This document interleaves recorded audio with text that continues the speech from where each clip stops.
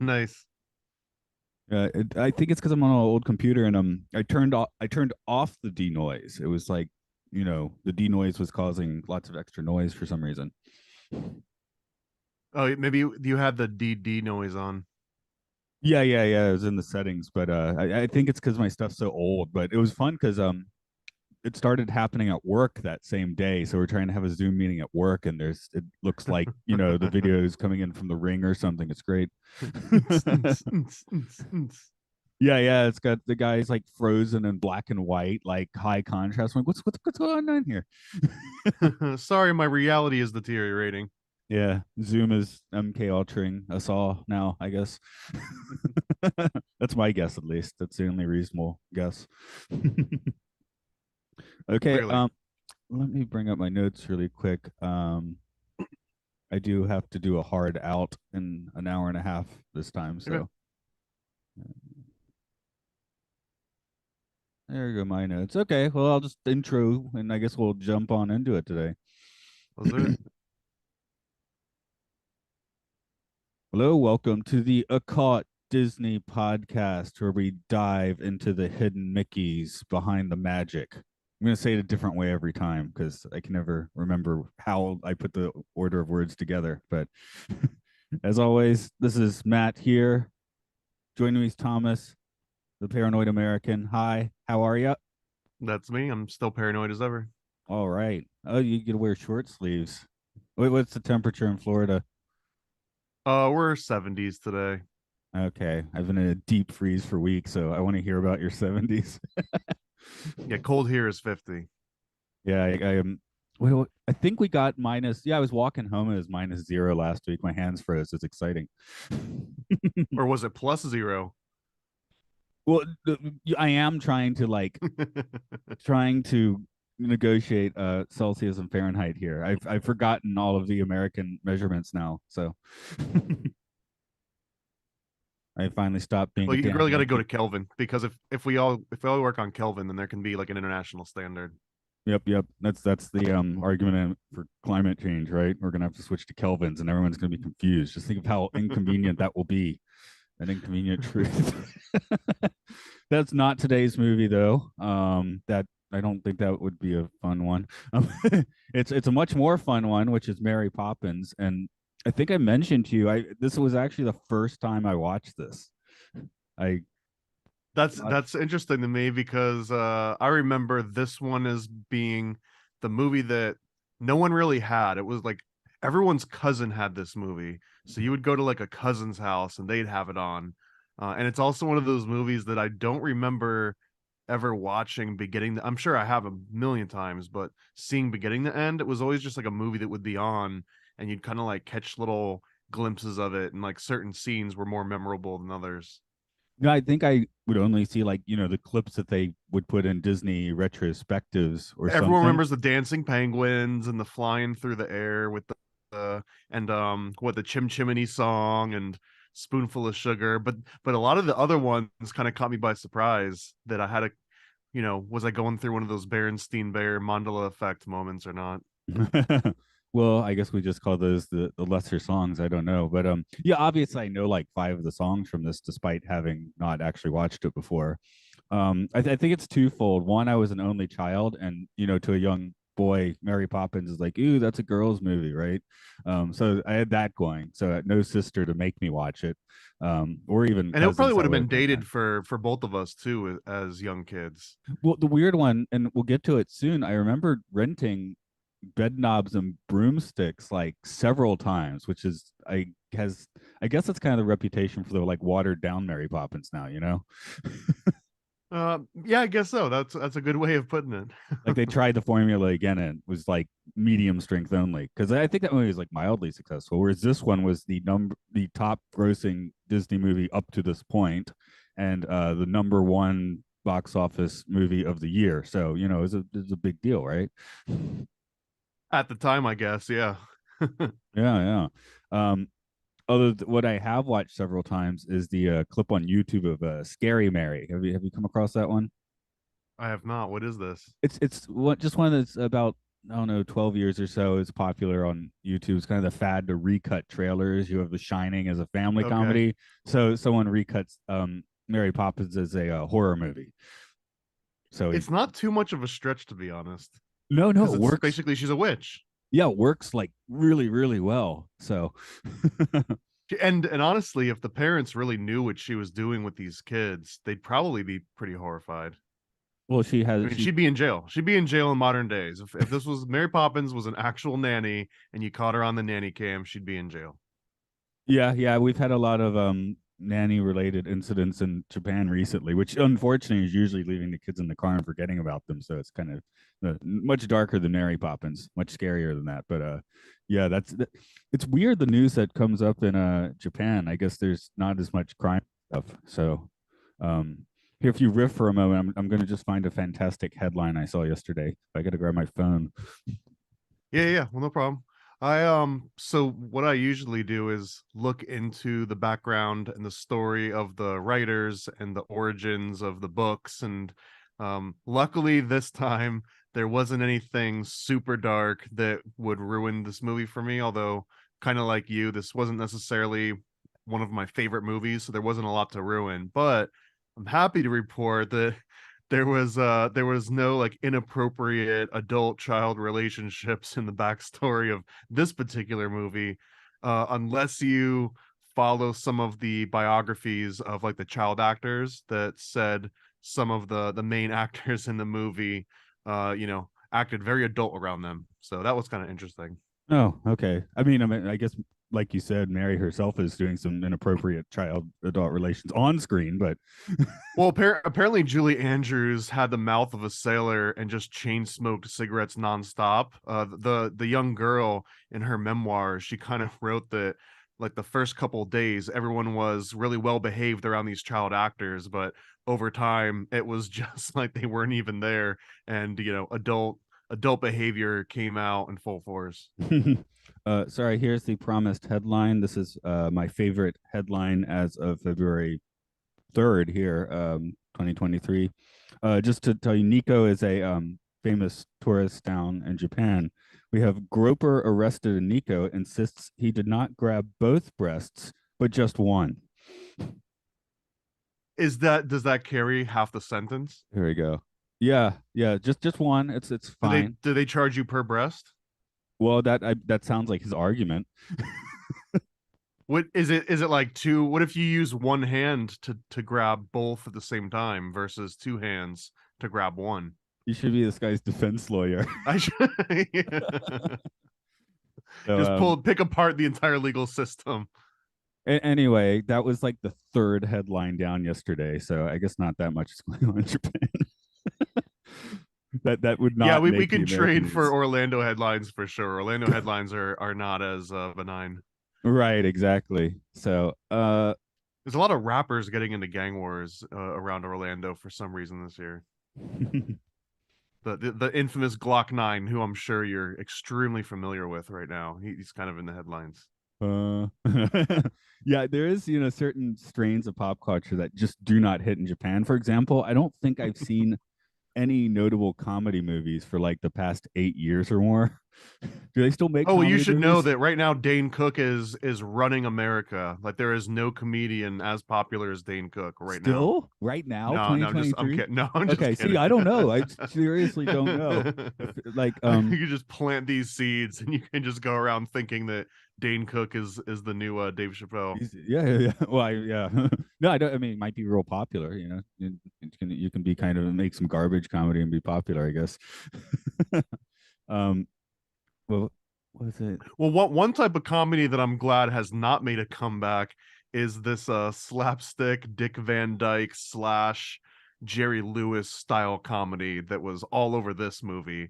My eyes were just constantly rolling in the back of my head, and just being thankful that a lot of people think back to these time, 1963, almost golden era, right? The end of the 50s, beginning of the 60s. But man, I would just not like being in a society where this was considered the height of comedy and that this is what everyone would be laughing at. Maybe that makes me a snob or just crude or crass, but it just made me feel uncomfortable that people would actually laugh at some of the comedy in this movie. Well, I recently discovered that at least in 1961, I don't know about 1963, but in 1961, the Three Stooges were still America's #1 live act. Their film career is pretty much over, but they were like rocking stages with Curly Joe at that point, and so that was still like that. That's why you're like Dane Cook's #1. I'm like, well, the Three Stooges were #1 in 19. Of course, I like the Three Stooges a lot more than Dane Cook, but yeah. Well, also, and Lenny Bruce was active when this movie came out. So some of that earlier shock stand-up comedy that was just getting its footing was around at the same time that this movie was out. So there's definitely a huge fork in the road between, different styles of comedy. But obviously the Lenny Bruce style comedy did not get popular for a couple extra decades until after this movie Well, got popular. George Carlin and Richard Pryor were still making polite club humor at this point. Yeah, right. 63. Yeah, yeah. So that's if you ever think about this, yeah. That this is way off topic. But did you happen to watch that recent George Carlin doc?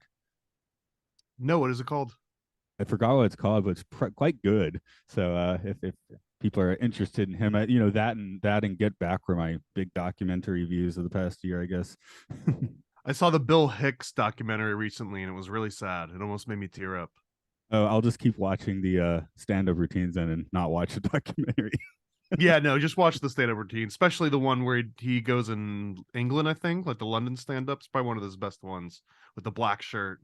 Oh yeah, yeah, yeah. I think that Revolutionary Revolt. I don't remember, but yeah, good stuff. That sounds something. Repentless. Revelations, I think it is. Repentless. I think. Repentless, okay. Yeah, I think that's it. But Or yeah, something. Revelations comes because he's got the fire and the cowboy hat. Here, I'm like, well, I guess the English sort of invented racism, but somehow Dick Van Dyke's Bert feels racist for some reason. But There's a significant amount of racism in this movie, for sure, man. Some of it that even caught me a little bit off guard. I definitely liked what is he? Oh, the British pound has the admiration of the world, especially in the EU. I mean, this is 1910, right? So I guess it's still like peak. Well, it's just at the I guess the sunset of the real empire phase. I couldn't tell if they were paying respects to the British Empire or if they were taking jabs at it. And there might have been a little mixture of both. And I'm not just talking about Dick Van Dyke's horrible Cockney accent, but I mean like some of the actual plot points in the movie. It felt like they were making fun of this aristocratic old hoity-toity crusty, sort of like banker image, but they cast it as though that was like the height of British sort of royalty. They don't even really mention royalty aside from the very beginning when the guy's talking about how much it's a man's world and thank God that Andrew is on the throne and so on and so on.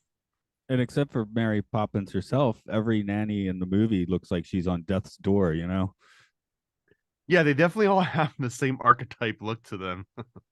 And obviously that's to make Mary Poppins stand out as this youthful, the exact opposite end of the spectrum versus all of these, crusty, nasty old ladies that the kids don't want because their #1 requirement is, she's got to be nice and she has to have fun and play games, which are all lies in my opinion. She lies about her entire resume. Yeah, that's true. She does quite a bit of lying. I mean, yeah, she's doing the let's go have fun, and then I'll just when your parents question, I go cold. It's like, oh, thanks, lady. And she also completely gaslights these kids.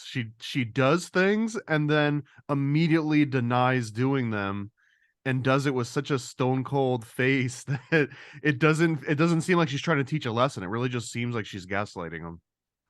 Let's I guess we should get into the definition of she's a witch. One, she lives in the clouds. What? You can't live in the sky. And you can in a Disney movie, of course, but I'm just like, I mean, that means that she's a demon essentially. Or an angel, I guess, but the it's a very thin line between the two. is she like walking between like, the veil between this world and the astral world, maybe? I mean, the whole painting thing, that seems like kind of a lucid dreaming sort of situation. That one was a little scary to me, to be honest, because there was a line where it was like, careful, don't smudge the painting. And I was just like, or what? Does that mean you get trapped inside this land forever? Although when it rains, they just sort of magically appear back in reality. But I was just wondering, going on a complete mental, mind experiment tangent, but what if they jump into that painting and then someone comes along and just takes a piece of black chalk and just scribbles all over it? Are they like trapped inside of the sidewalk forever now? And there's a lot of sort of scenarios that I can see horrible things happening to them, but I guess if you're just with Mary, everything just sort of falls into place. What could have happened is it could be like Duck Amuck, where the people outside the screen start messing around with them. We got that. Um, Now, where they did smudge the paintings, of course, they had 35 years more of effects by that point. But What Dreams May Come has some fun painting imagery as they're globbing this landscape and throwing it at each other. Don't get that in Mary Poppins. But yeah, I did. I guess for me, that is the most fascinating sequence. One, because it starts off still being relatively live action, and the animated elements start coming in, and then you start to get to whole sequences that are completely animated. So this is just for a minute or two, but I thought that was kind of interesting because Song of the South one we skipped on very much on purpose. That's live action or animation for the most part. So this one does have it. I guess this is the first time that they'd really no Disney started his career with the Alice cartoons, kind of blending animation live action, but it's done much better here. So I gotta say, at least as a kid, the closest thing that I had to Mary Poppins that I actually cared about was Who Framed Roger Rabbit. That was sort of my version of Mary Poppins because it came out when, I was in the right demographic for it. And I remember it just looking absolutely realistic at the time. And even going back and watching it now, It they still looks put a lot of good. effort into it. It still holds up pretty well. Mary Poppins, on the other hand, it's hard for me to look back because obviously it didn't come out when I was a kid. It came out when my parents were little kids. But I wonder, people watching it, if they got that same feeling of like, oh my god, it's so real, they're actually in a cartoon, or if there was, people like, it doesn't look as good as Snow White did. Because that was sort of what I felt like a majority of the time when I saw any sort of animated element on the movie. I just kept thinking about how inferior it looked to every other movie that we've seen so far. I guess I was just like, oh, there's some animation, and what I was noticing more was the like kind of the practical effects, like as she's telekinetically flipping all the drawers and stuff in the room, that sort of thing.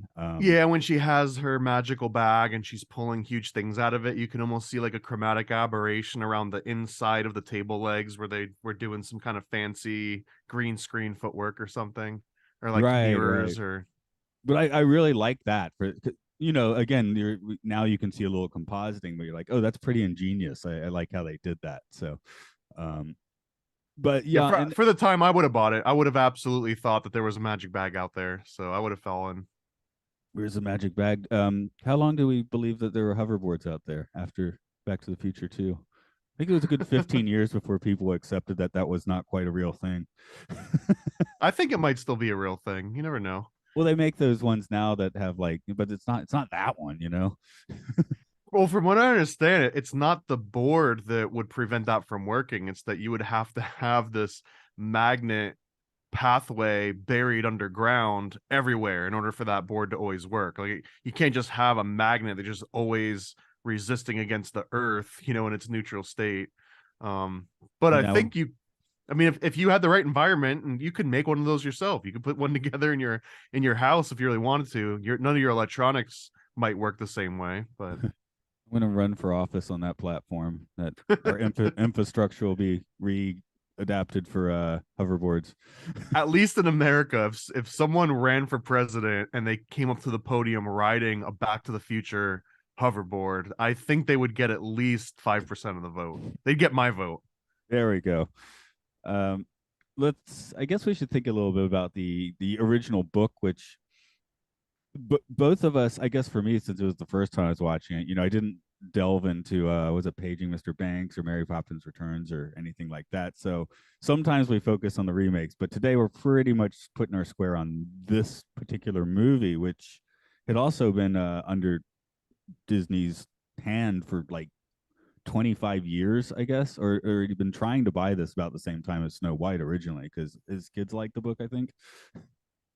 Kids like the book, I guess. Although on top of that, this one actually has all sorts of direct esoteric references, not ones that you have to dig in and ferret out and really, make big assumptions. But the author of the original book, Pamela Lyndon Travers, she was a close friend of George William Russell, who was member of the Theosophical Society.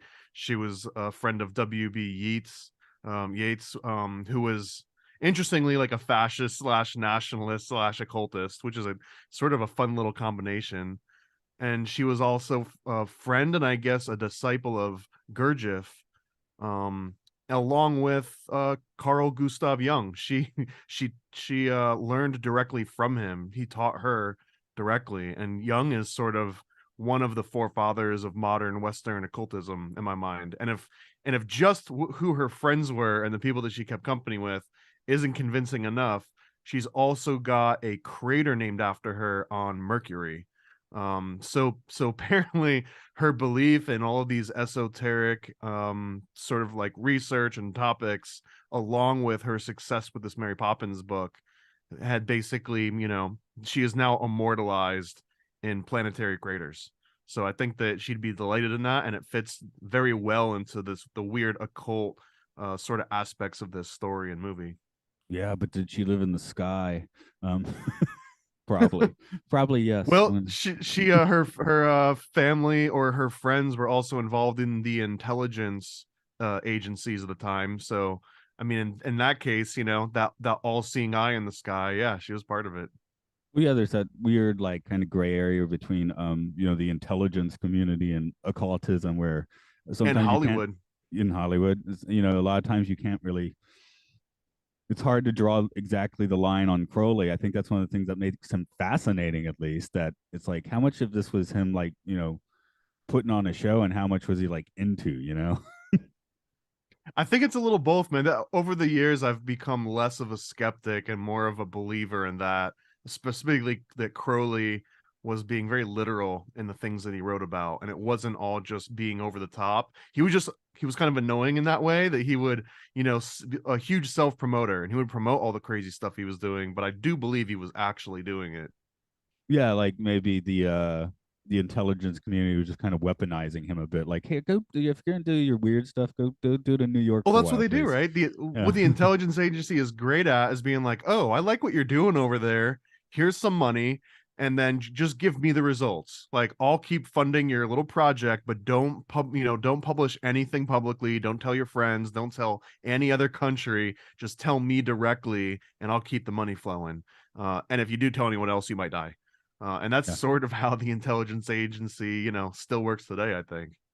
Well, I think I mentioned I'm currently doing another podcast about the TV show The Prisoner, which is the answer Right. to Patrick McGowan's question, like, well, what happens after the spies retire? Oh, they get settled with the house and all that sort of stuff. So, the whole show is basically just them trying to figure out why he left or wanted to leave. I guess he doesn't really get to leave in the end, does he? um, So I was looking through your notes that you sent me on this, and funny enough, we both pretty much had the same note, which was 2 hours and 19 minutes. Like, come on, which is kind of funny because all the movies so far have been a very nice, tight 50 to 70-ish minutes, right? And this is the first one that's like, nope, we're gonna double that. So I right. was I was almost not looking as forward to this one, but it is what it was. Yeah. Once it started like tripping out, I was. I mean, like, yeah, it's not my favorite Disney movie by any means, but I didn't know just how tripped out it did get. How magical, and then we can talk about what that means in a little more detail as we go. But it's a weird movie, and I like that. Yeah. It's a weird movie, had a bunch of weird people in it. It's a lot of tragedy behind it. Apparently, At this point, Dick Van Dyke was a suicidal alcoholic during his filming of this.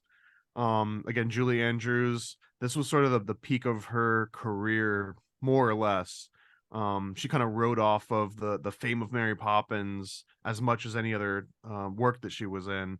And then unfortunately the little kid, I guess he took his money from the movie and went to India, and depending on the source, either ate bad meat or was shooting up heroin with dirty needles, and either way got some sort of a horrible pancreatic disease, not cancer, but like necrosis of the pancreas. Like it was a horrible sounding way to go. And he died at 21, I think.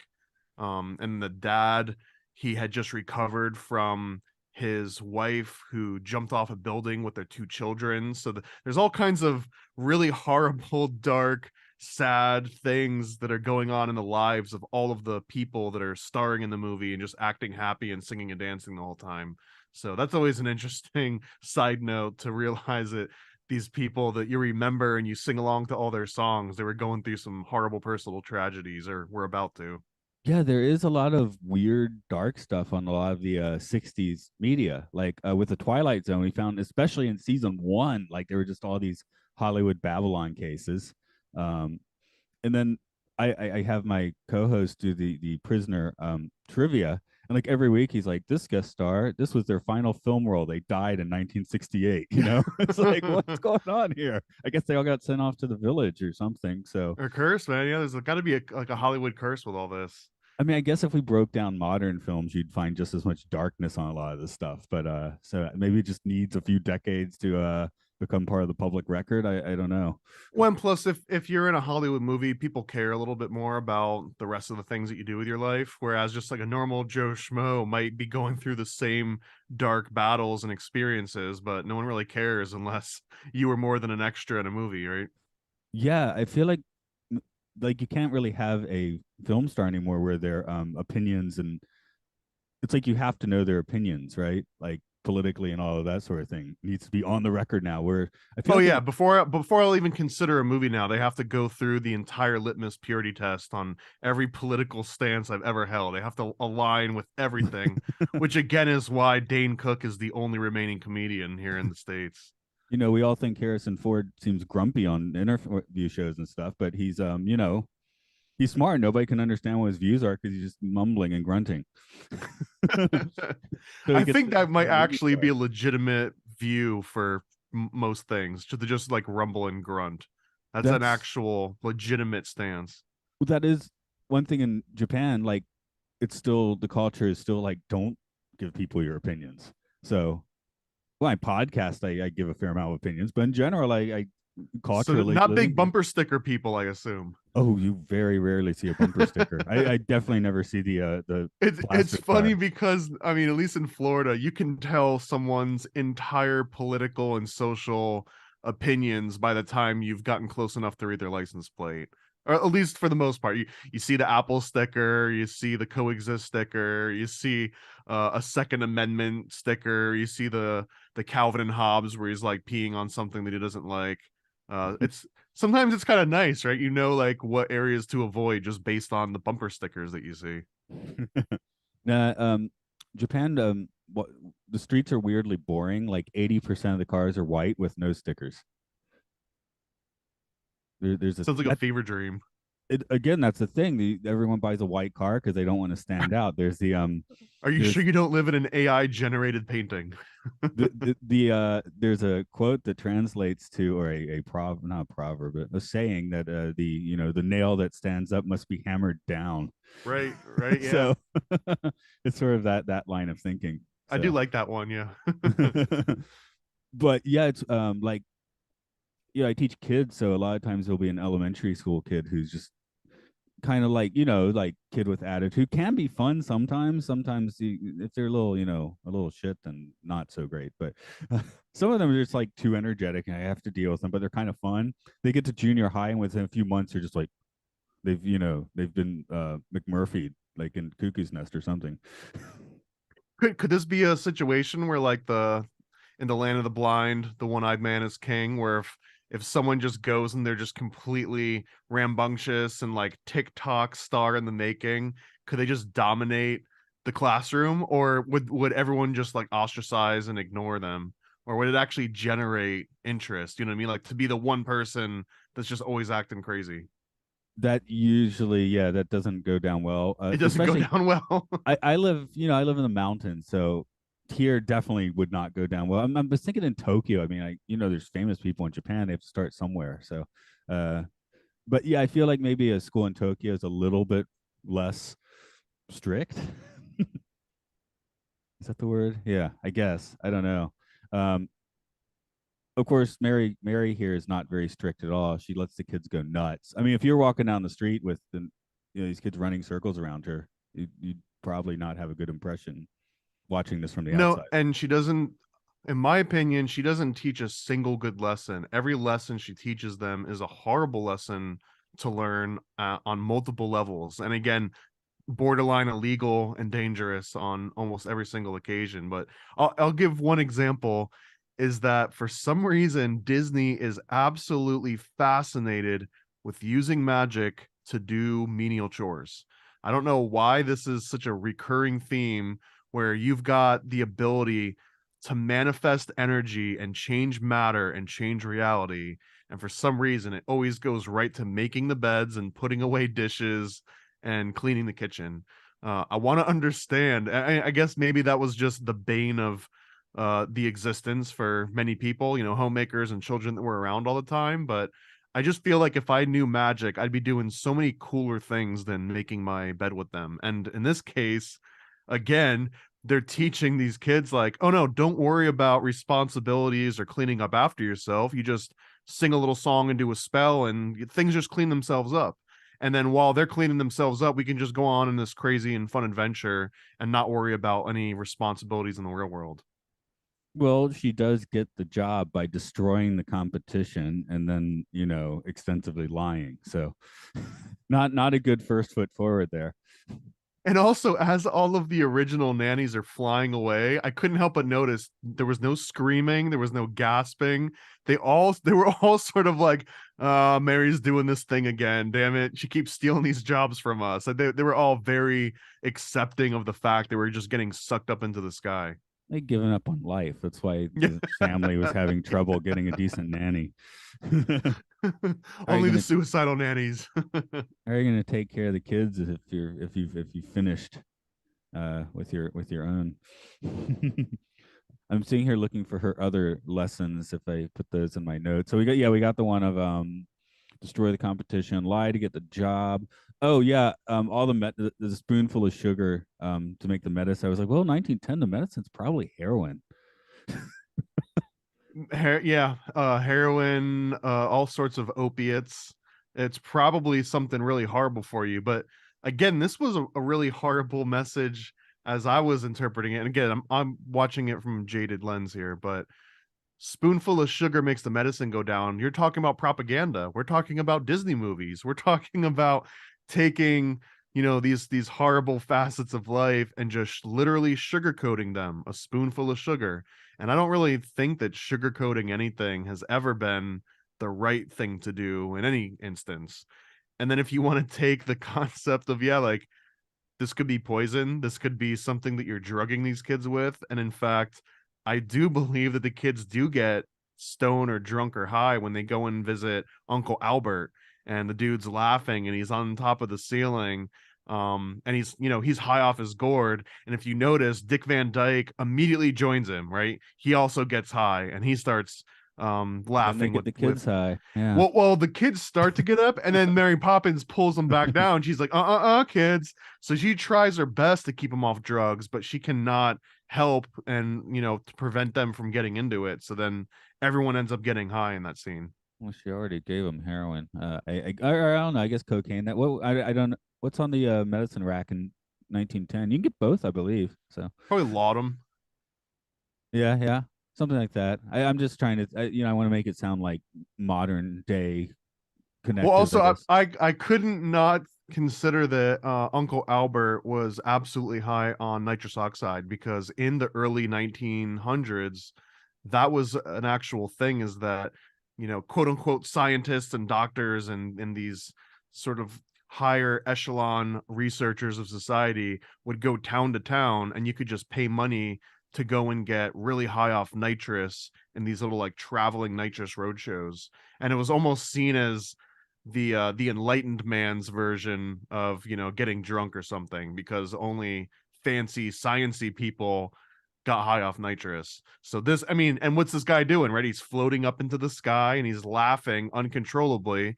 And anytime he laughs, he flies up into the air. So, I mean, this is nitrous. We're talking about nitrous as a 1-for-1. You don't even have to sort of like stretch to get there. Yeah, and I was like a little surprised. I was like, wow, Willy Wonka pretty much just lifted this right out Yeah. of this and put it in their movie, because Well, I have seen they that one were a all lot. sharing the same stuff. They were all doing the same things.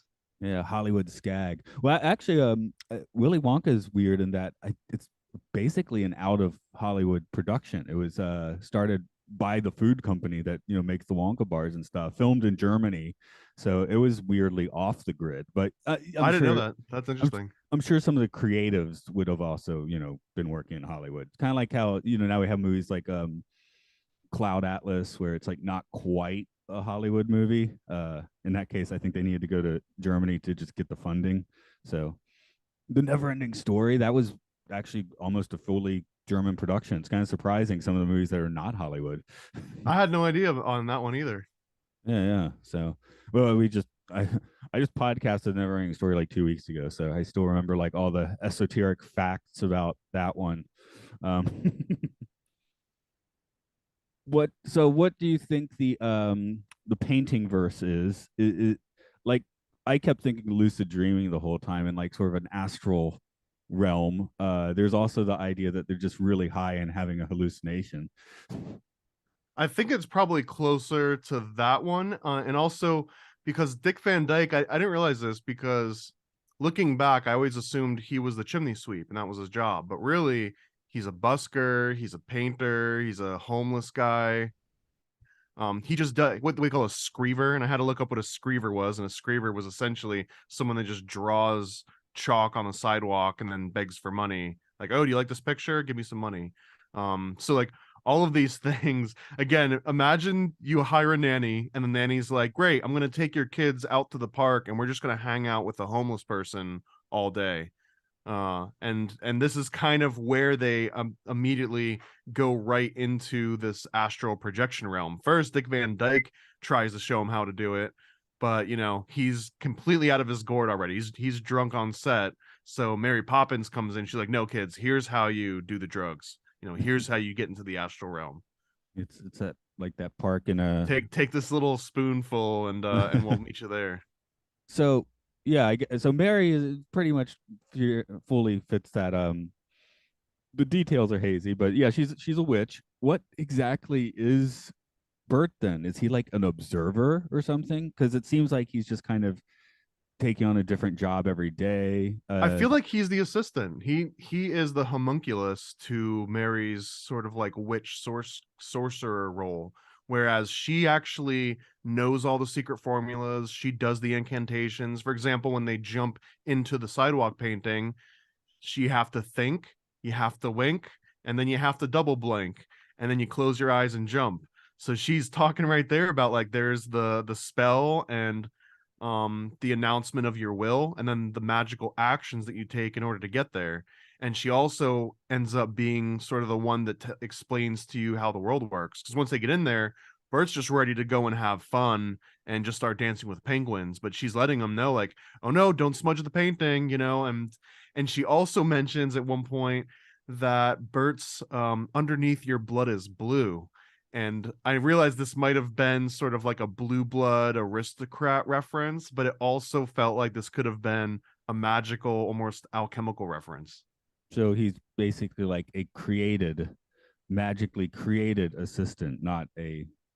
I But believe, I mean, I think that's the way that I interpret it, especially that your blood is blue, because that original race of these mythical blue people, which is pretty heavy in, like Hinduism and many other sort of cultures. But the concept that Mary might have somehow, almost like he's a genie, that might be a better way to put it, that he's almost like a djinn that she can summon, because what else? He comes out of these chimneys, or he comes, almost like Santa, almost like these mythical creatures that she can just summon. And he's just there for your entertainment and to kind of keep your eye off the prize. He's sort of the distraction here. So I guess we should consider what is Mary's motivation, because she, very much inserts herself into this situation and then back out again, also on the well, literally the a shifting of the winds, right? So it's like, what Well, I think she's is she's planting ideas in these children's minds, and if you pay attention, she selects some fairly influential children, right? Their mom is more or less very active in this suffragette sort of movement, and then the dad works at the bank, and not just any bank, but apparently the bank that was at the heart of the Boston Tea Party, or at least got the raw end of the Boston Tea Party. So they represent the actual like aristocratic British central bank movement, not just some hodunk bank in the middle of nowhere.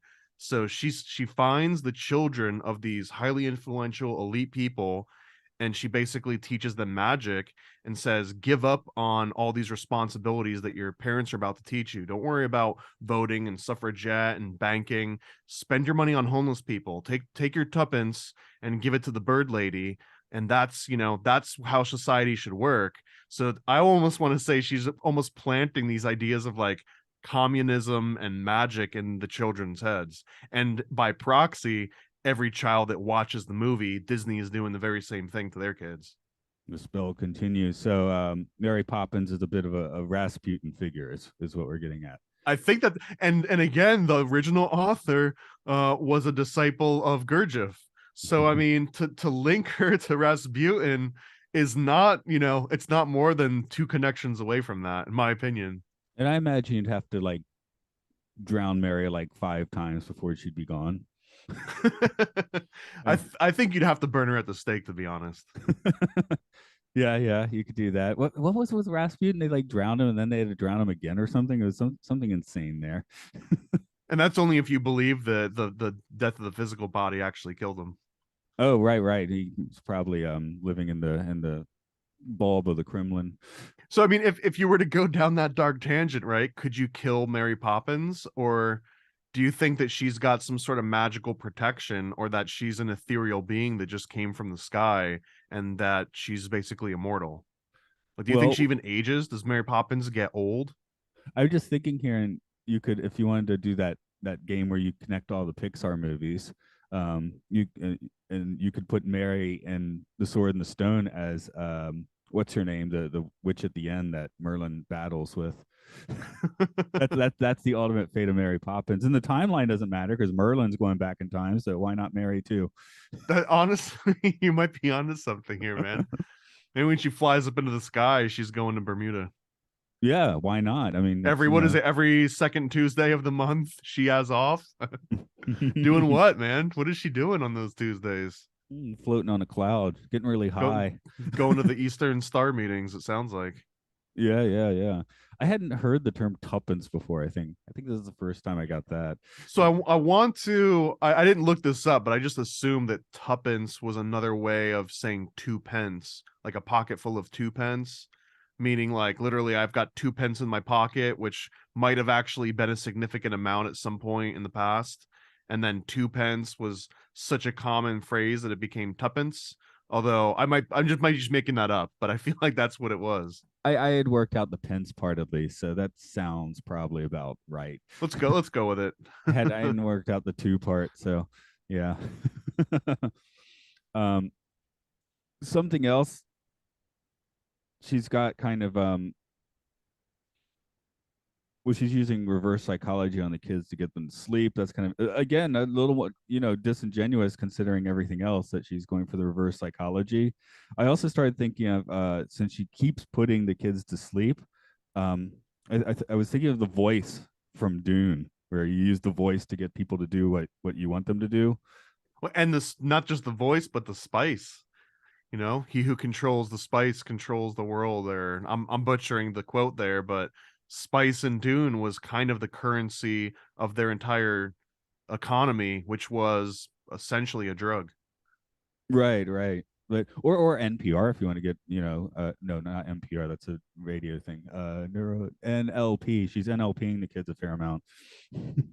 I mean, honestly, you're not wrong on that either, man.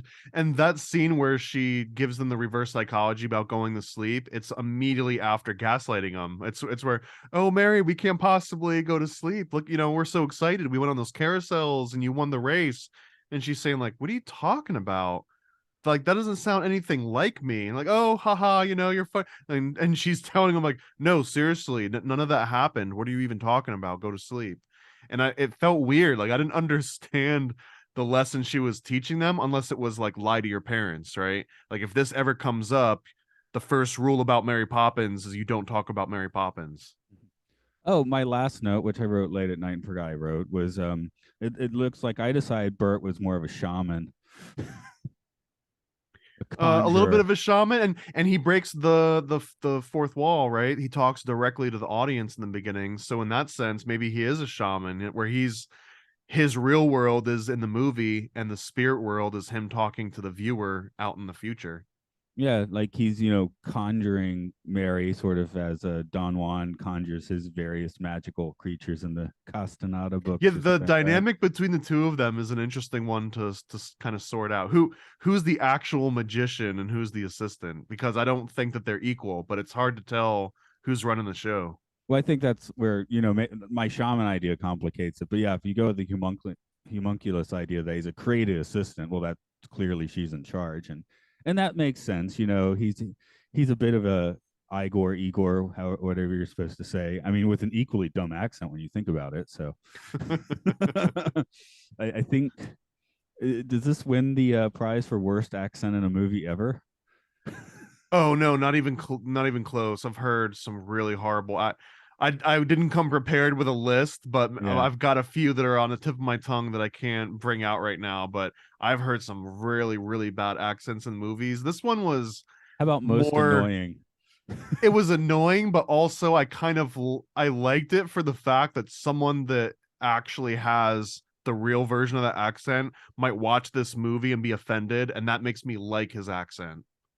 Like, someone with an actual legitimate Cockney accent would be so annoyed by his annoying version of the Cockney accent, whereas the Cockney accent itself, even its authentic version, is annoying. I love it. I love the dynamic there. It's like I know an Ouroboros of annoying Cockney accents.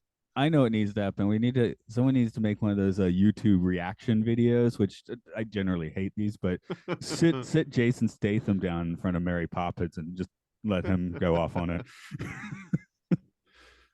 That Yeah, could be Guy a Ritchie. Have Guy Ritchie redo some of the scenes from it.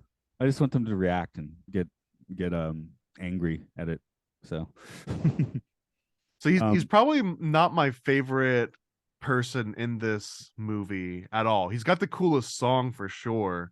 Um, the Chimney. And yeah. and on a side note of that, I had to look up some of the I every time I heard it, I just was thinking there's no way that this catchy and earwiggy of a song was just spontaneously created for this movie. Among every other song in the entire movie, that one in particular, it just felt like it had so much more. I don't know, it almost felt like it tapped into like this really deep archetype listener. So I looked into it, and it's actually a blend of two very ancient Yiddish folk songs combined.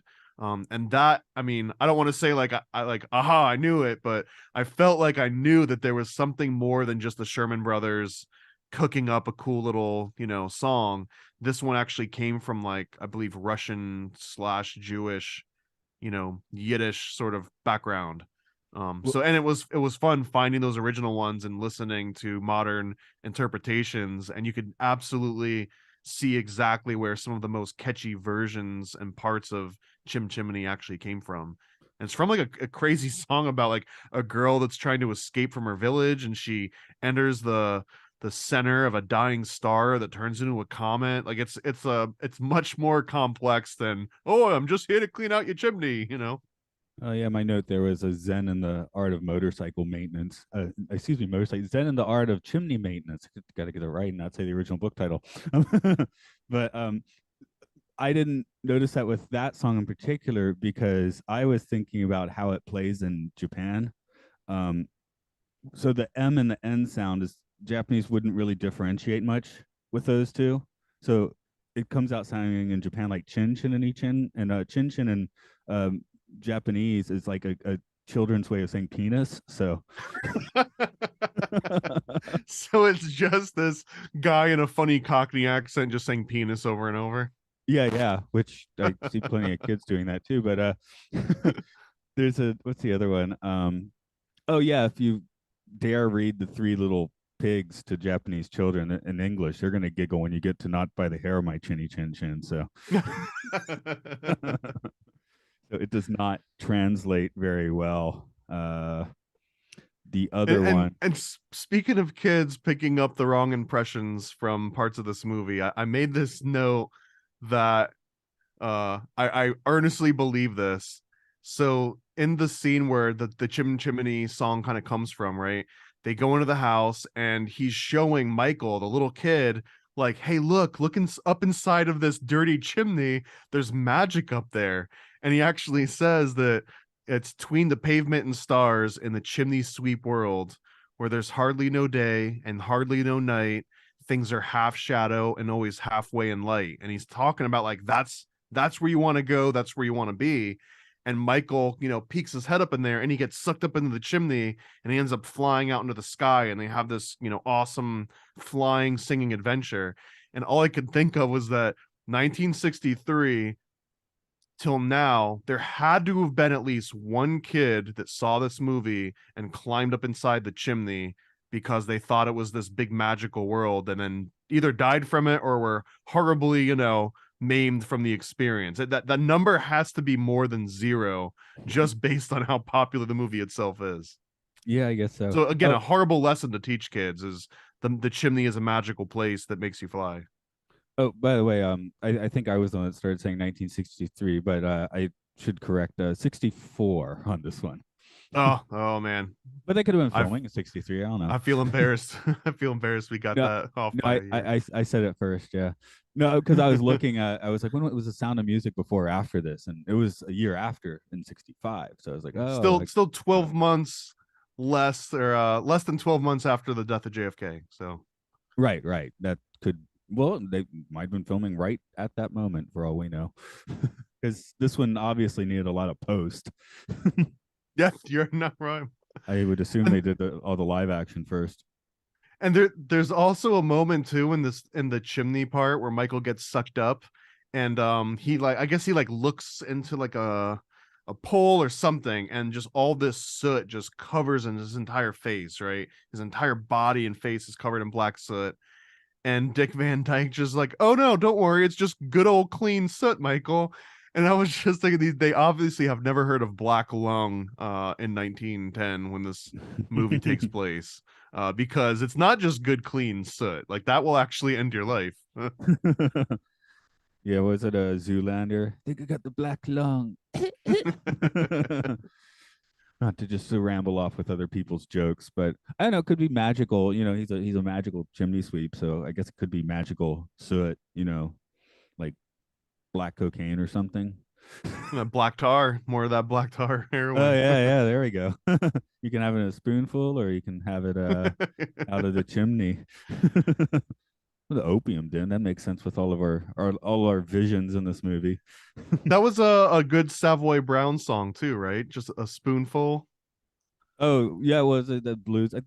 I'm sure they did. Cream did the one version as well. Willie Dixon maybe heard it. I don't quite remember. They're there. That's me being on the spot, but I didn't think of looking at blues standards before we got on air today. um, yeah, So 1910 London's about as far from the blues as you can get. well, and we've got a couple other minor characters too that I think are worth bantering about slightly. So there's the mom, right, Mrs. Winifred Banks, and maybe to me this wasn't as obvious, and I felt like, oh, their last name is Banks and it's a banking family, but that was one thing that stood out to me.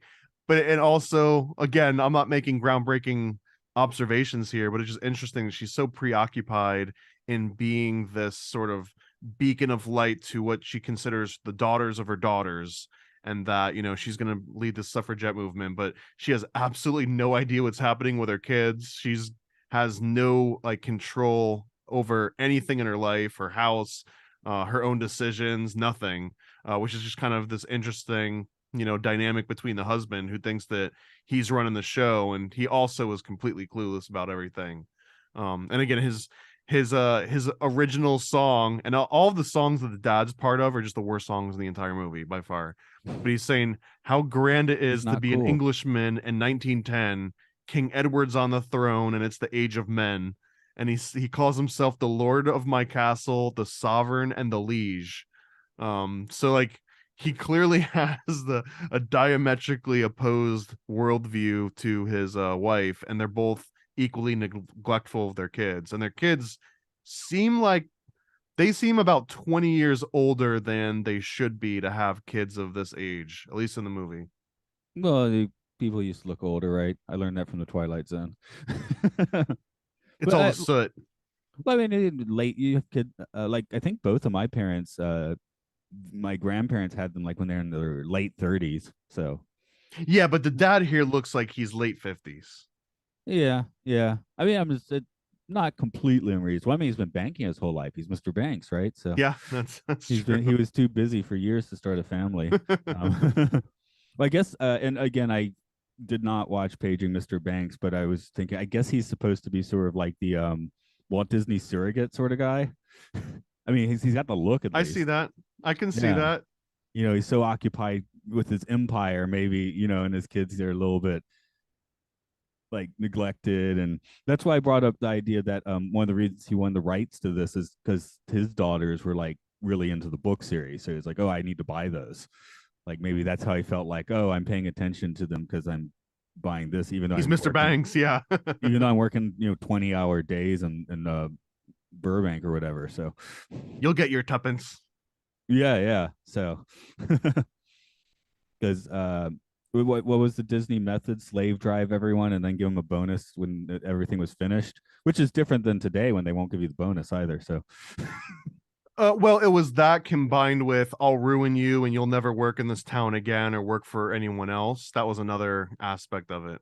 uh, Or I'll buy up the competition and shut them down so you've got no other option on where to go. So if you burn your bridge with me, you'll never be an animator again and you're going to work in a different career. That was sort of the other strategy that he kind of enacted. didn't really work then. Okay, so because I mean, no, I mean, honestly, there was a lot of things that he wanted to do that didn't pan out the way that he wanted to, just because they were absolutely insane. well, I know he ended up on the bullheaded side of a labor dispute in the early 40s, and that's pretty much, I guess, the point where it's like, okay, Disney's a pretty conservative dude now. Well, I mean, not it didn't just start then. I mean, he had been conservative his entire life, Right, but that's essentially. You where know, his he public persona really was like, okay, this guy is like kind of a harder edged businessman. oh Because in yeah, the yeah, 30s, he doesn't just draw funny cartoons. There's an yeah, actual like business shrewd businessman behind all of this. because in the 30s, he, you know, seemed like a jolly guy, right? And after that incident, I mean, even physically, he starts to look a little more like Mr. Banks, right? And I probably should have looked in that movie a little bit more. I actually didn't even. It kind of flew by the radar for me. I guess it was an Oscar winner in the States, Mr. Banks. You know what I'm talking about, right? I Tom do know what you're Hanks. talking about, but I gotta be honest. The Oscar winning means absolutely nothing. If anything, it's like a demotivator most of Yeah. the time. Yeah, no, I'm just trying to think of why it never landed on my radar. So So I've got some notes on in quotes games, and this probably offends me the most is when Mary Poppins shows up, and one of the criteria, well, again on the resume that she lied about, was that you have to like playing games and lots of fun games and stuff. And that's the first thing. And she's like, "All right, you said that you guys like games. Let's go play a game." And the first game is called "Well Begun is Half Done," aka "Let's Clean Up Your Room." And I just remember even as a kid thinking when she first said that, like, you bitch, you were lying this entire time, and now I can't trust anything else that you say. What do you mean clean up the room is the game? And if you just make anything a game, right? So again, you mentioned NLP, right? One of the core concepts of NLP, out of the long list of tools and their magic little carpet bag, is the act of reframing. And she's clearly describing the practice of reframing here, where she says anything can be a game depending on your point of view, and that in any job that needs to be done, you can find an element of fun. And then if you find that fun, then snap, the job is now a game. So again, I'm not trying to be super dark here, but I was like, okay, apply that to, a mortician or a German prison guard or a sewer cleaner or someone that, is forced with testing radioactive, chemicals in their body because they were the unfortunate, unwitting victim of an MK Ultra experiment. Tell me how that person's job can turn into a fun little game. So I feel like this is not a steadfast rule that just applies to every single facet of society, but she says it in such a matter of fact way that I don't trust her anymore. Yeah, I was sitting here thinking about how I teach, and usually it's like there's a game as a distraction. So, like, That's the spoonful of sugar, yeah. yeah, I'll have the kids do the English and then go to the whiteboard, do a move in the game. Of course, from the kids' point of view, it's all about the game, right? Whereas as a teacher, I'm like, no, I'm actually getting you to do the stuff. And usually I'm like working with the next kid while they're doing the game. So for me, I'm not doing the game at all. I'm just teaching the kids. But I guess I was just thinking, I guess I'm a little bit guilty of that. It's just like, oh, yeah, we're playing a game. I'm teaching you English. But also, even as she's talking about the game being let's clean up the nursery, no one's doing anything. Magic is doing it all. The kids literally are just like zip zop zamboop, and the table flips itself back over, and the clothes automatically fold themselves, and they go into the drawers, and the dollhouse just uprights itself. And on top of that, I'm just thinking, who are these, animal children that somehow like the tables just flipped over and all the chairs are just flipped over? Like, what the hell are they doing in this, hoity-toity family where they're just flipping tables over? This doesn't seem like these two vanilla ass kids. I was about to say, are the ginger kids going to be able to do this after mom leaves? Mom leaves, Mary leaves. Would the mom even know? The mom seems completely clueless about everything, so Yeah. no one would even realize these kids have absolutely free reign over the house, and in fact they've run the previous nannies out of the house. Which I was just thinking, how thin-skinned do you have to be for these two vanilla kids to offend you and that you want to run away? Like, what are they even doing? They're the two most boring protagonist children in a Disney movie maybe ever. I was thinking they might have like a Children of the Corn, Village of the Damned sort of quality to them. You know, if they stare at you long enough, Okay, I like your can head see that. explodes. We were riding the carousel all day. What? So there's a couple other parts in this game too where she says that the robin knows that a song will move the job along. And for whatever reason, I was like, why do robins sing so often? And particularly not just any bird, but the robin song. And actually the reason why the robin sings its song is more often than not to repel potential cuckolders, any potential male mates that'll come and try to take over their nest and raise their children and mate with their wife. So that's the reason why Robin sings. It's not to make a fun little game. It's like, hey, stay away from my family. I'll kill you. I'll peck your eyes out. That's why Robin is actually singing. It has nothing to do with having a fun game.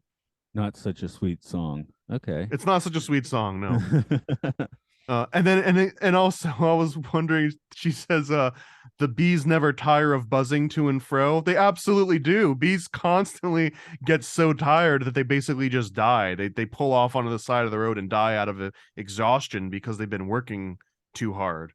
So absolutely the bees tire of buzzing.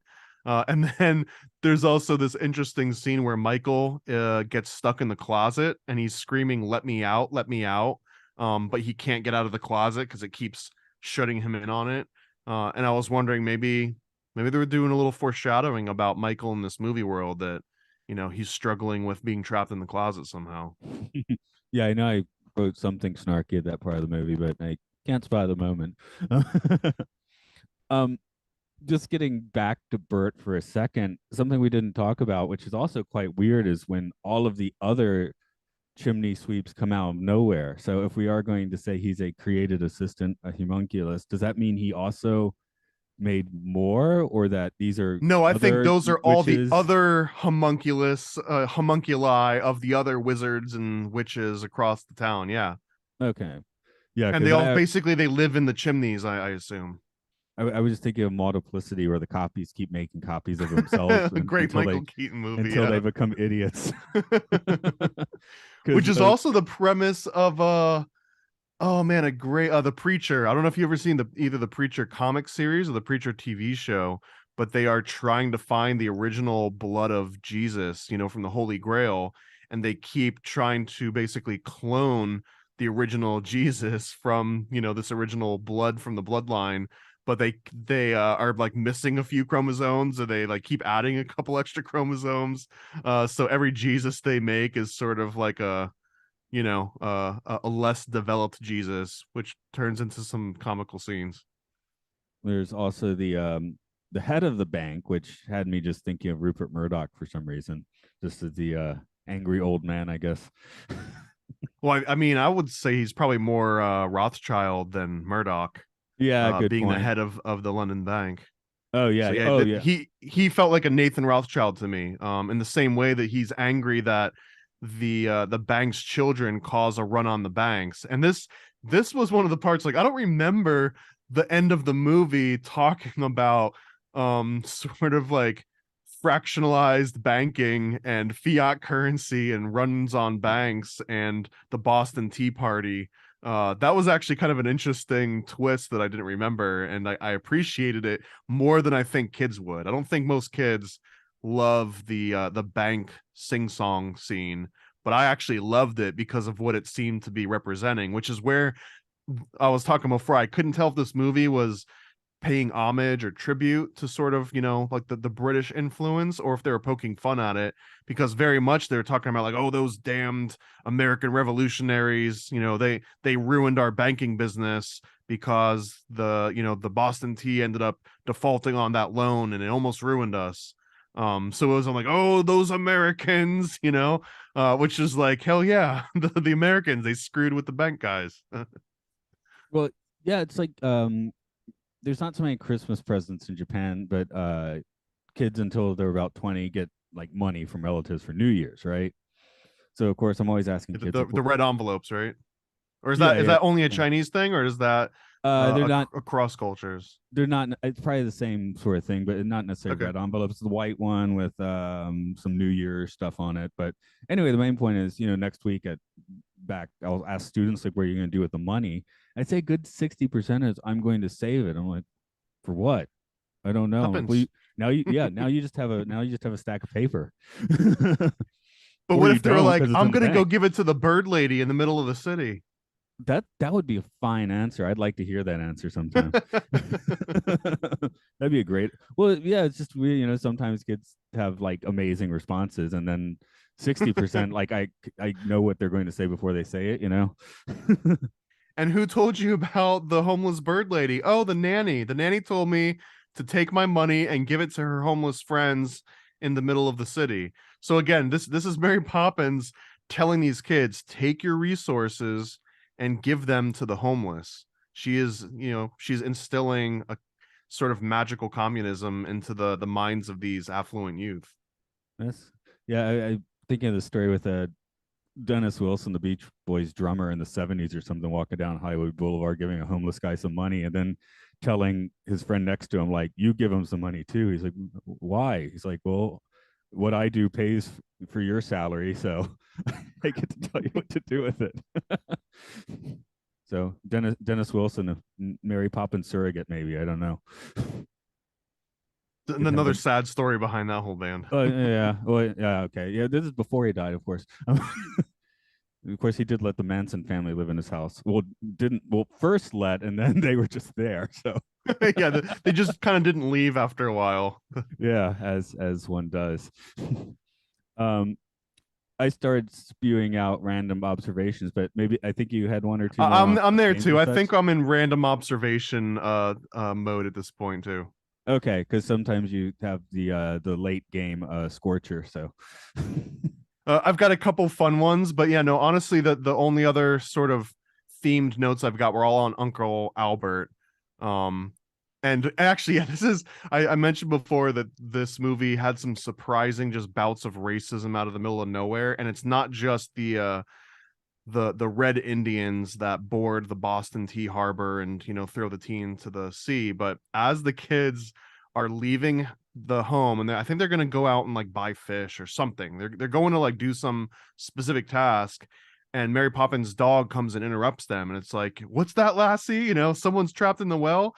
And they find out that Uncle Albert is having one of these fits. And as they're leaving the house to go see Uncle Albert, their neighbor, who is the retired, what is it, like Boom or something, he's like the retired Royal Navy officer, and he's got the cannon on top of his house and everything, and he asks the kids, "Where you guys off to? Digging for buried treasure? Off to find Hottentots?" And when he said that, I had to rewind it. Did this guy just ask these children if they're going to go in and slave Hottentots and parade them around the country? Because that's essentially what those British explorers did, right? Like if they were looking for Hottentots, it was because they were going to go and like take the Hottentot from their native land and basically put them on a traveling roadshow and charge money at admittance. Which is one of like, if you just look up the British interaction with Hottentots, that is like the peak of sort of British racism. Do you know the time? I was just thinking here, like I'm too pedantic, but this old guy is still too old for that because I think the British stopped their slave trading at 1830 or something. And Hottentots didn't necessarily mean slave trade, because it was in this like it was almost like finding a bearded lady and then forcing the bearded lady to go on the road with you. It wasn't technically slavery because it didn't fit into the same mold, but it was absolutely like immoral, and someone got kidnapped in a lot of these instances. Or you would find a little wolf boy, and the family doesn't know what to do with this poor kid, and they're poor. So it's like, yeah, fine, you can go and join the circus now and make some money that way. So there was that aspect to it. But just the concept of this rich white guy asking this other rich white family, "Are you off to find impoverished, black natives?" What a weird, that's the first thing that comes to his mind, is these kids are off to find Hottentots. Well, he did turn his house into a boat, so with He, cannons. yeah, yeah. So the marbles are very motivated, but maybe they're bouncing in the wrong way.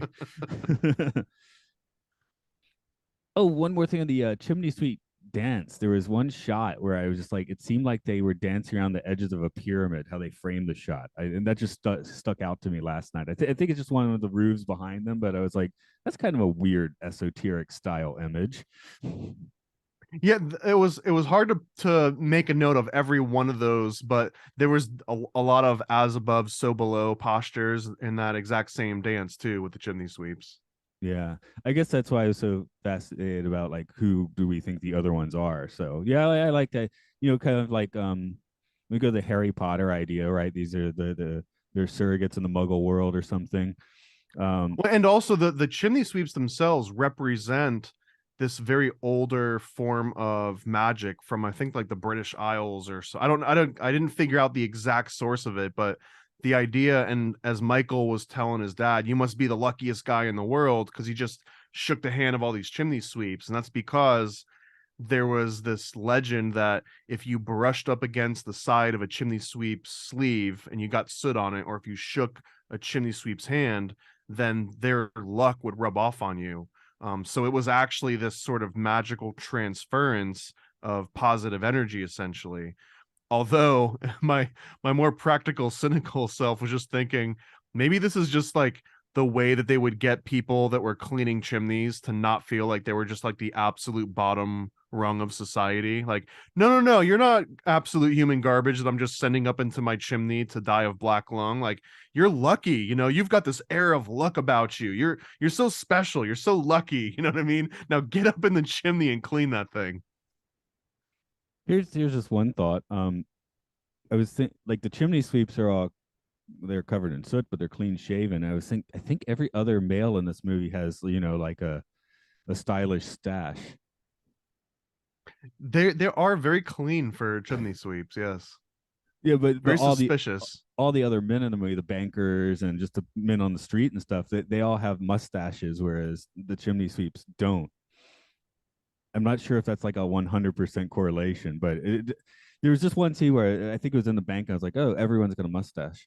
So If that's true, man, that actually feeds into my homunculi theory a little bit because typically a homunculus would not have facial hair. It's not a very typical characteristic of a homunculus. oh, that's a much better payoff. My setup was just going to be that Michael Eisner would hate 1910 London with all its facial hair. uh, do you have any final thoughts you want to throw on this I've got a film? couple. Yeah, I got a couple of good ones. So Okay. one is the penguin dance. Wasn't as impressed with the animation as with Dick Van Dyke's dance. This is one of the parts that I enjoyed the most was seeing him dance like the little penguin and just in like a really dumb like fart and poop joke kind of way, like, haha, man's dancing funny with his pants pulled down. But I actually really enjoyed that. But also the song that they're singing as they're doing this dance, um, it's all these different women's names and how they're not as good as Mary. I re-listened to the song like two or three times, and not because it's a great song, but I was like, why is this speaking to me on such a weird sort of nostalgic level? And then it snapped into place that it reminded me of so many songs in the 90s. Mambo number You had 5. Mamba number 5, you had Petey Pablo Freak a Leak, you had DMX what these ladies want. And then my favorite one, which I think I went to, was there's a song by Too Short called Cocktails, and it's basically this song just restated in slightly more modern terms, but it's just like, here's a name of a bunch of women and here's the ones that are better than the others, which maybe this was one of the original sources of that entire theme of song was from Mary Poppins. So we might not have Mambo number 5, Cocktails, or Freak a Leak if it hadn't have been for Mary Poppins, which is just an interesting concept to throw around. And we wouldn't have Disney's Mambo number 5 featuring Lou Vega, which they put on their Latin themed album around the year 2000. There could be a future Latin remake of Mary Poppins where that song is replaced by Mambo number 5. I mean, it's within the realm of possibility, and it would be right on theme. So Disney has a few of these weird albums. Here's the Splash Dance from around 1984, I think, which has like new wave sort of stuff with about Minnie Mouse, and then the totally bizarre Mickey Unwrapped album from 1994, where they're trying to have Mickey Mouse rap. And Goofy does rap a bit. I've never heard Goofy about does. that. You find And all this on YouTube. I have to look this up now. That's a Splash Dance Mickey and Mickey Unwrapped. Unwrapped, and in one track has Goofy rapping. So it's kind And of then weird. I think let me see. Yeah, one of my final note here, maybe not with a bang, but I had I had no idea that supercalifragilisticexpialidocious, that word in the context of this movie, where they define it, is Mary Poppins talking about how she's the smartest, prettiest, fastest, and bestest person ever. Like because they're asking her, Mary, how does it feel to just be so smart and so beautiful, and you just win every race and everything you do is just perfect. They're describing what you would call a Mary Sue, right? A Mary Sue is just like a character that has no faults and just is magical and can just accomplish anything with no real struggle that they have to go through. This describes Mary Poppins to an absolute T, and she defines that state of being as supercalifragilisticexpialidocious, which makes that word almost be the embodiment of sort of like white female privilege. Yeah, and also, yeah, she's using as a just use it to like blow people off. Yeah, If you don't yeah, want dude. to, if you This don't is want to why deal I'm with so them. much better. It is now. I can't hear someone sing that song and like, oh, you're just being condescending. You're just telling everyone how much better you are than them if you're singing the song. I was looking for the real longest word, but I'm not going to say it because according to Wiki, Anti-disestablishmentarianism, is it not? it is the chemical composition of Tintin, the largest known protein, the largest known I protein. feel like this is cheating. It's It, already cheating because it's just going to string together a whole bunch of different like, chemical prefixes. yeah, okay. That's a good point, but it comes out to 189,819 letters. Okay, So yes, that's cheating, dude. There's no way. the No one, long no one in the reality that we live in ever says that out loud. It's like an academic experiment. supercalifragilisticexpialidocious has 34 letters. Um, Coming in at 45 letters, listed as the longest word in a major dictionary is pneumonutromic crossbox. I gave up. Okay, I gave up about 20 letters in. So it is What's the there's another interesting one. What a word that has the most number of double letters in a sequence, I believe, is bookkeeper, because it's got OOKKEE all right next to each other. oh that yeah that okay. See that's That's a so fun one. obvious. Yeah, yeah. You expect it's a word that you can't manage, right? Like the one I just failed to say and not going to try again. You can look it up. Yeah, longest words. So final thoughts on this movie from me at least. It's Mary Poppins is a liar. She's a gaslighter. She drugs kids. She introduces kids to homeless people. She brings them to Uncle Albert's house, and this guy is just constantly doing nitrous or something else. Nothing that she does with the kids is safe. Nothing that she teaches them improves them in any sort of way. Their character arcs do not improve over the course of the movie. That's typically a good story, right? You meet someone that has faults, and then over the course of the movie they go through some sort of self-revelation and struggles, and they overcome their faults and become better for it. None of that happens at any point through this entire movie. If anything, they deteriorate and become worse people for it. The mom, the dad, the kids, the chimney sweep, just every single person is worse off after encountering Mary Poppins, and she's almost this like opiate of the masses. Like no one realizes that her presence is harming them because they're just so fascinated with her white woman privilege and her supercalifragilisticexpialidocious that yeah, she just kind of pulls the wool over everyone's eyes. So there's no redeeming qualities whatsoever about Mary Poppins in my mind after watching this movie as an outside objective sort of experience. So I'll Scary leave it at Mary. that. Scary Mary. Yeah, no, when I finished the movie, I was like, man, I'm glad that neither of us have to like do plot summaries for this podcast because I do them for other ones. Was a Mary takes a witch takes a trial job and decides to not follow through with it, I guess. I don't know. The end. Yeah, that's the plot. um I guess we do need to wrap up today. So is there anything you want to send people to? And I guess it's probably early Marchish. Yeah, honestly, please just check out paranoidamerican.com. I've got links to a lot of the different podcasts that we've done together, along with a whole bunch of original books and comics and coloring books that you won't find anywhere else other than on paranoidamerican.com.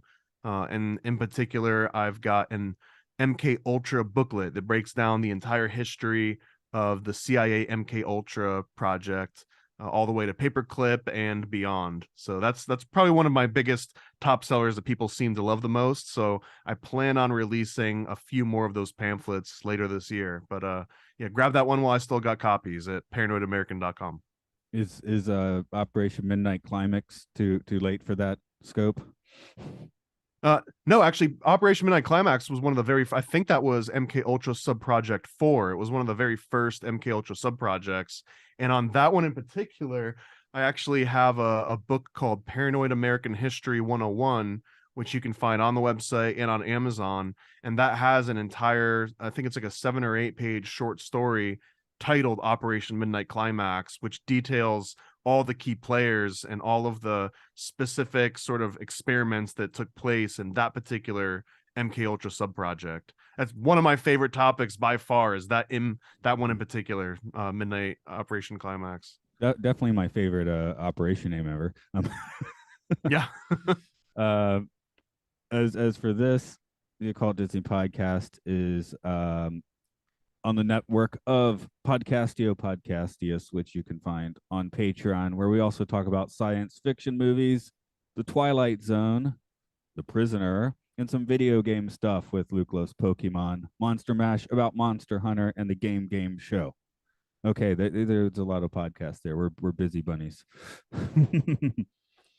Okay, I feel the wind is changing, so I'm just gonna fly off, and everyone I leave behind can bugger off. Okay, I'm gonna go ahead, cut it there, and